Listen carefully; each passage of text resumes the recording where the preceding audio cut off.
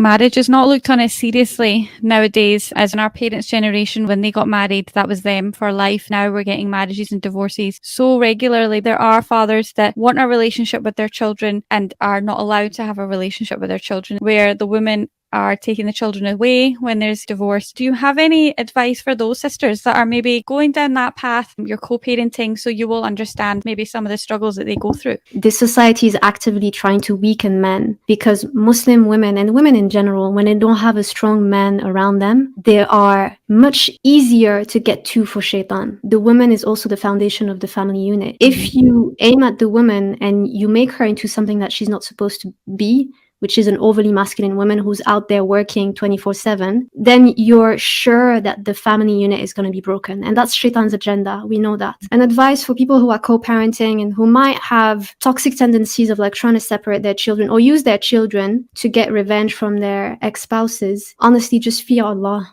I know that the emotions are heightened in that moment of divorce because it's one of the most traumatic events that an adult can go through after grieving the loss of a loved one. You might not be thinking straight at that point, but always remember everything that you do, everything that you say, Allah is going to hold you accountable for it. It might look like the best thing to do right now because you're hurting and you want to hurt someone who's hurt you. What's coming in the afterlife is not worth it if you go ahead and do things like that. And learn techniques based on the sunnah on how to calm yourself and heal yourself.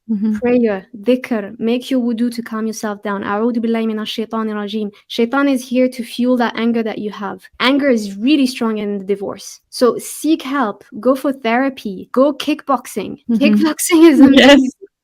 Kickbox instead of using your children as revenge. And think about your kids as well. What are you going to tell them in 10 years when they're old enough to understand, mommy took me away from dad? That's insane. You need both parents in life, unless obviously there are circumstances where people are abusive, but you need a mother and a father. Whether they live together or not, everybody wants that happy family life, and it's not always the case. They need both parents.